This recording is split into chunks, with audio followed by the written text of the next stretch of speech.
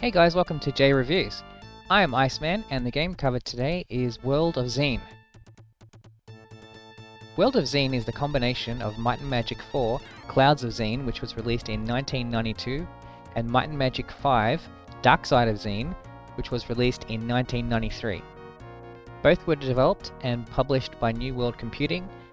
This combination of individual games into a far larger one was unique and ahead of its time in many ways, as even today in 2022, some 30 years later, nothing like this have I ever seen beyond this one. The way it works is that if you happen to have both games installed, then they would automatically combine into World of Xeen and offer an additional quests and tasks to complete beyond the two individual games in order to complete the reunification of the World of Xeen as a whole. In regards to story, starting with Clouds of Xeen, the game picks up directly after the events of the previous game, Might and Magic 3 Isles of Terror, but with a new party of adventurers tasked with the defeat of the evil Lord Xeen. Then, in Dark Side of Xeen, things pick up directly where the previous game left off, with the party of adventurers travelling to Darkside to confront the false king Alamar, who has imprisoned Prince Roland as well as several other key leaders of the land, as well as releasing hordes of monsters. You then set forth to set things right. Narrative to the game is largely conveyed by conversations with various NPCs and through the occasional cutscene video. Both games feature introduction videos, with Dark Side of Xeen in particular having an outstanding introduction video, which was the first I witnessed of the game back in the 90s and was one of the key reasons that I wanted to get a PC back then, as the games on PC were just so vastly different to anything on consoles of the time. Feel of the game is very reminiscent of similar Dungeons & Dragons first-person style dungeon crawlers of the time, like Eye of the Beholder, Lands of Lore, and numerous others. Like those other games, you have the various actions and movement directions that you can do in the user interface on the right side of the screen, and you can see the portraits and health of all party members at the bottom of the screen. Graphics of the game are excellent for the time in which the two games were released. Viewed with modern eyes, of course, the graphics look dated, but even so, it still looks great. If you've played the third game in the series Isles of Terror, then these two games should look virtually identical to you, as the game engine was almost exactly the same here, just with a few minor tweaks. Music of both games is quite good, though Darkside is the better of the two on this. The negative side to it is that there is very little variance in music tracks that play in locations, with all towns having the same music, and the same for the majority of dungeons. Unfortunately, this means that as great as the music is, it will get annoying after a while. Both games could have used far greater variance in music. If there'd been different music for each town and dungeon, that would have been so much better. Now, onto gameplay. So starting off with any Dungeons & Dragons style dungeon crawler, the setup of your party of adventurers is key to your survival, as you'll need a mix of classes to best succeed. In this game, you can have a party of up to 6 party members. Generally, it's best to have one or more healing class characters, one mage, and the rest all fighters. With that said though, the way the game works, you'll likely end up with 3 party members that can do healing, 1 with offensive magic, and the majority of them having to do melee combat often. Very often. Classes wise, you have a large range of character classes to choose from, with the choices being Knight, Paladin, Archer, Ranger, Cleric, Sorcerer, Robber, Ninja, Barbarian, and Druid. Knights, Paladins, and Barbarians excel at melee combat, Archers and Rangers excel at range bow attacks, Robbers and Ninjas being good for disarming traps and thievery. Clerics, Paladins, and Druids do well at healing, and Sorcerers excel with offensive magic. Honestly though, a lot of that you don't even have to worry about, as the character class mix the game will set you up with on starting a new game of 1 Paladin, 1 Ranger, 1 Robber, 1 Cleric, and 1 Sorcerer should do you just fine, but you have the option there if you'd prefer to go with something different. Next aspect of gameplay is movement and the map system. So movement is pretty simple, either click on the interface the direction that you want to move, or face or press the corresponding keyboard key to do just that. Where you can move is obviously determined by where you can move, As you move to new map tiles, the map of that area is revealed on your mini-map and larger map, just as with many other dungeon crawlers of the time. One major annoyance with the larger map is that you can't move around it, nor can you zoom in or out. This makes working out where you're going to be going quite difficult, so it is highly recommended to use a map online to help guide you on where you want to go. Otherwise, expect to get lost and be aimless in where you're going a lot of the time. Next gameplay aspect is combat. Again, pretty standard for games of that time period. To attack, either click the attack icon, which will be either of 2 swords when you're in melee combat, or of a bow when not. Use of bow-style archer weaponry is highly advised as it will help lower enemy health before they get to you, and sometimes kill them before they can. Magic is the next gameplay aspect. Magic in the game that you can use varies greatly on which character class you are casting it from. Healing type spells return health, and offensive style spells cause damage. Beyond those are useful ones like Levitate, which allows you to fly when above the ground, Jump, which allows you to leap 2 tiles forward and is highly useful in getting past small traps, Teleport, which allows you to move up to 9 tiles forward, whether there are walls or not, as long as the final tile that you'll be landing on is not a wall, and numerous other spells. Magic is something that you'll be using a lot in this game, especially in the later parts. Next up is the leveling system. So in most RPG games you gain experience, and that is the same here in Might and Magic. The difference though is what happens when you have enough experience to level up. In these games, when you have enough experience to advance to the next level, you will need to go to a level trainer and pay to increase your level.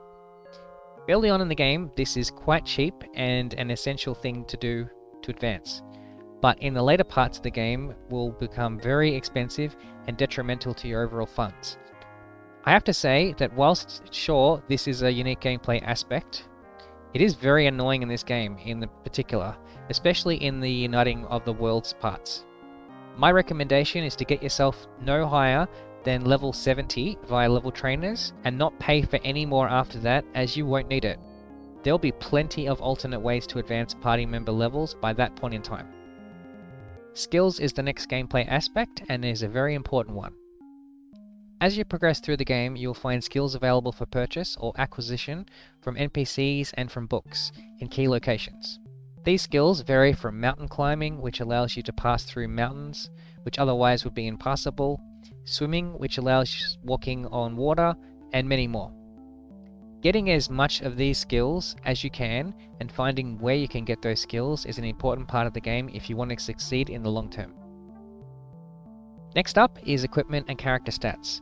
In the game, you're going to find a lot of equipment from weapons, items, and armor. Some of it you can find available to purchase from vendors, and others you'll find in dungeons. One really annoying aspect with equipment is that the game does not tell you the stats of them at all, so either you will need to save first, get the item, and see how it affects the overall stats of your party members, or the better option is to just keep a guide or walkthrough handy which gives you that information readily. The other important thing you're going to have to do is keep track somewhere of the stats of those weapons and armor, since the game won't tell you. The basics to remember is that the worst equipment is brass, and goes from that all the way up to the best stuff, which is obsidian. For my recent playthrough, I kept stats in a spreadsheet to keep tabs, and I'd recommend you do the same, or something similar. Going by vendor prices alone is not always the best determination of what is the best item. So bear all of that in mind, as it is an aspect that was quite the norm back in the 90s, to be writing down on paper things a lot. Not so much nowadays. Next up is quests and note-taking.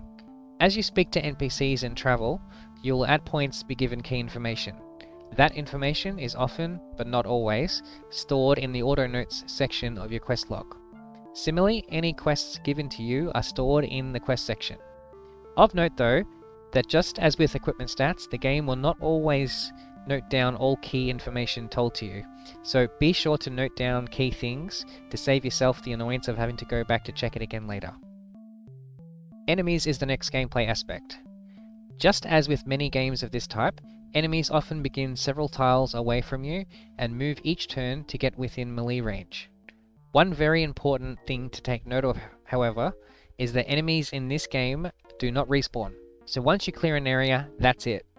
So bear this in mind when considering what money to spend. It won't be an issue for a very long time, but it is something to keep in mind and is an aspect that was rectified in the later games that followed. Another aspect of note is that none of the enemy stats in the game and of their resistances to the various types of magic is related to you, unless you use the Identify Monster spell.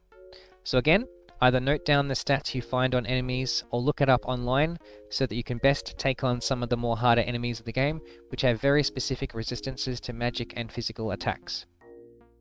The structure to the game as a whole is of a tile-based nature. All movement moves in tile spaces, both in towns, dungeons, and the world as a whole, and you can go wherever you want as long as you have the means to go there. The last gameplay topic of note is of the differences between Clouds of Xeen and Dark Side of Xeen. Clouds of Xeen is very combat-centric and very light in narrative. For the most part, you'll be given only minor hints on where to go, and that's it. It is the easier game, however, of the two, with town portals available from the get-go that are present in every town, which allow you to go to any location that you like that you know the keyword for, many of which you can guess quite easily. Puzzles are few and far between, with only a few present. The biggest gameplay affecting difference though is that in Clouds of Xeen, the teleport spell can be used, which allows you to pass through solid walls, whereas in Darkside you cannot use that spell anywhere, which is quite annoying.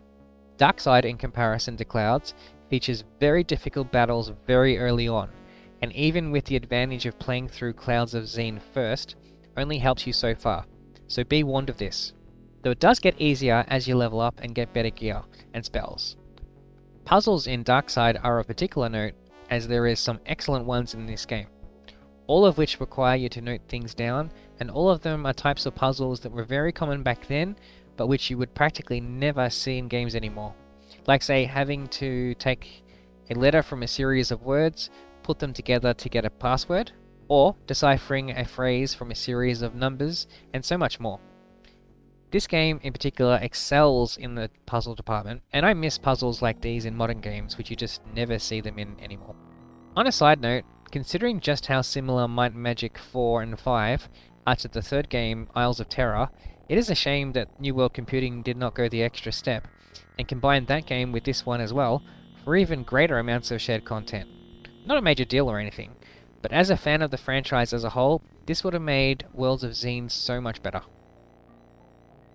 On the subject of multiplayer, this is another one where there is no multiplayer, and this would remain the same for the rest of the Might and Magic series. On the subject of bugs, I do recall there being occasional crashes during the Dark Side of Xeen, back when I played it on an actual 90s PC, from memory allocation errors, but playing the GOG release of the game, I did not encounter any bugs of any kind at all. However, you can get yourself into a unwinnable playing state if you're not careful, like if you use up all your money in the Uniting of the Two Worlds section, or if you accidentally get rid of the best gear, which would make the battles impossible from not having access to things which would allow you to do so. As far as sequels and spin-offs go, there was a lot of sequels which followed after World of Xeen.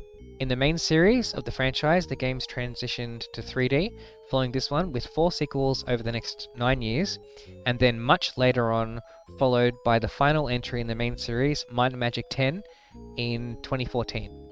On the side of spin-offs though, there is far too many to name, but the most successful of them all would easily be the Heroes of Might and Magic series, which went for a turn-based strategy style, and was an excellent series of game in its own right. Overall, Worlds of Xeen was revolutionary for its time, taking 2 excellent games and combining them together into something even better, and is definitely worth a play if you're into dungeon crawler style games, as well as Dungeon and Dragon style games of the 90s. I highly recommend it. Play this game at least once in your lifetime. It's a hidden gem of sorts, as I never hear anyone ever talk about it, unlike its latest spin-off, Heroes of Might and Magic. And that concludes my review of Worlds of Xeen. If you've enjoyed this video and would like to see more videos in this series, be sure to hit the subscribe button, and also just check out my channel for further videos and you'll find out what else is available. And with that, this is Iceman of JReviews signing out. Guys, have a good one.